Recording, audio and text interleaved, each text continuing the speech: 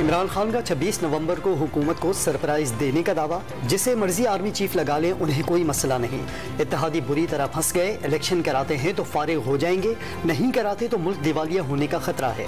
Chairman P T I کی صحافیوں سے بات چیت، توشہ خانہ کی گھڑی کے معاملے پر عدالت سے رجوع کرنے کا بھی اعلان۔ شیخ رشید نے جلد اور شفاف انتخابات اپنا اور تحریک انصاف کا مشترکہ مطالبہ قرار دے دیا۔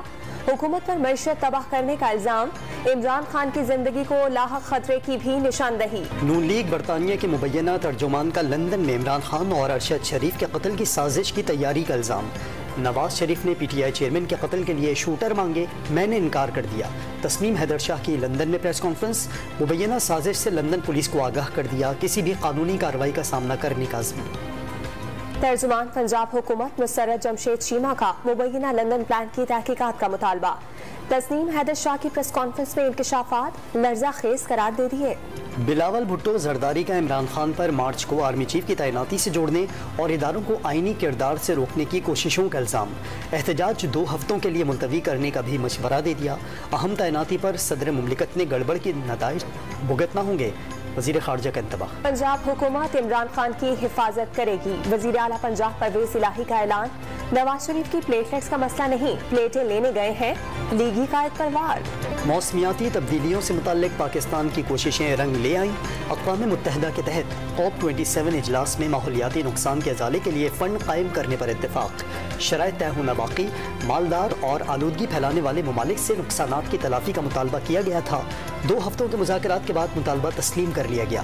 رکن ممالک گلوبل وارمنگ 1.5 ڈگری تک محدود رکھنے پر بھی متفق۔ وزیر اعظم کی جانب سے عالمی ادارے کے فیصلے کا خیر مقدم، شہباز شریف نے اقدام موسمیاتی انصاف کی جانب پہلا قدم قرار دے دیا۔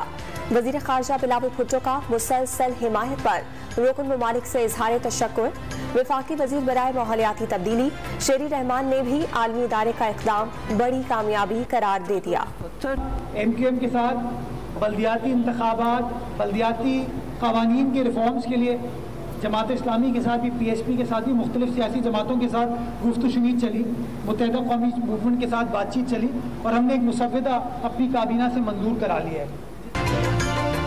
کراچی میں بااختیار میئر کے لیے سیاسی جماعتوں کا اتفاق، مسودہ سندھ کابینہ سے منظور۔ ترجمان سندھ حکومت مرتضی وہاب نے خوشخبری سنا دی، نیا قانون جلد اسمبلی میں پیش کیا جائے گا۔ بلدیاتی انتخابات کے بعد جو بھی میئر منتخب ہوگا وہ مکمل بااختیار ہوگا، شہر قائد کی ترقی کے لیے کام کرتے رہنے کا عزم۔ مفتی اعظم پاکستان رفیع عثمانی دارالعلوم کورنگی کراچی میں سپرد خاک، مفتی تقی عثمانی نے نماز جنازہ پڑھائی۔ مولانا فضل الرحمان، گورنر سندھ سمیت اہم شخصیات اور عوام کی بڑی تعداد میں شرکت۔ بلوچستان میں سیلاب کے باعث معطل ہونے والی ٹرین سروس 3 ماہ بعد مچ سے بحال، جعفر ایکسپریس 170 سے زائد مسافروں کو لے کر پشاور روانہ ہو گئی۔ سیلاب سے ریلوے پل گرنے سے ٹرین سروس معطل ہو گئی تھی۔ شوگر ملز ایسوسی ایشن کا حکومت سے 10 لاکھ ٹن چینی درآمد کرنے کا اجازت کا مطالبہ، وزیر خزانہ اسحاق ڈار نے فیصلے کے لیے اجلاس کل طلب کر لیا۔ وزیر اعظم ریلیف پیکج کے لیے یوٹیلیٹی سٹورز کا مزید 50,000 میٹرک ٹن چینی خریدنے کا فیصلہ۔ قطر میں فٹ بال کے عالمی کپ کا میلہ سج گیا، رنگا رنگ افتتاحی تقریب میں قطر اور عربی ثقافت کے رنگ نمایاں، میگا ایونٹ میں شریک ٹیموں کے جھنڈوں کے ساتھ فنکاروں کی شاندار پرفارمنس۔ قطر کے گلوکار فہد الخبیسی اور جنوبی کوریا کے جونگ ہو کا ورلڈ کپ کے آفیشیل سانگ ڈریمرز پر پرفارمنس۔ افتتاحی میچ میں میزبان قطر اور ایکواڈور مد مقابل۔ قطر میں فٹ بال کا میلہ سجا تو کراچی کے علاقے لیاری میں فٹ بال کے دیوانوں نے علاقے کو منی قطر بنا دیا۔ گھروں کی دیواروں کو مختلف ممالک کے جھنڈوں سے رنگ دیا گیا۔ فٹ بال کی نرسری لیاری میں بچہ ہو یا بڑا، ہر کوئی فٹ بال فیور میں مبتلا۔ انگلینڈ کے خلاف ٹیسٹ سیریز کے لیے قومی اسکواڈ کا اعلان کل ہوگا۔ چیف سلیکٹر محمد وسیم پریس کانفرنس میں ٹیم کا اعلان کریں گے۔ حارث رؤف، ابرار احمد اور شان مسعود کی شمولیت کا امکان، سرفراز احمد کے نام پر بھی غور۔ شاہین شاہ اپینڈکس کے آپریشن کے باعث سیریز سے باہر۔ انگلینڈ کے بعد نیوزی لینڈ کے خلاف سیریز میں بھی شرکت مشکوک ہو گئی۔ سابق امریکی صدر ٹرمپ کا ٹویٹر اکاؤنٹ 2 سال بعد بحال، سوشل میڈیا پلیٹ فارم کے نئے ممالک نے اکاؤنٹ بحال کرنے کے لیے ووٹنگ کرائی۔ 51.8% صارفین نے حمایت، 48% نے مخالفت کی۔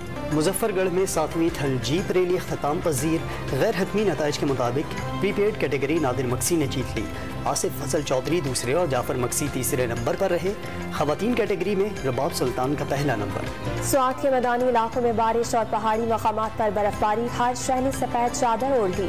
بڑی تعداد میں سیاح دل فریب مناظر سے لطف اٹھانے پہنچ گئے۔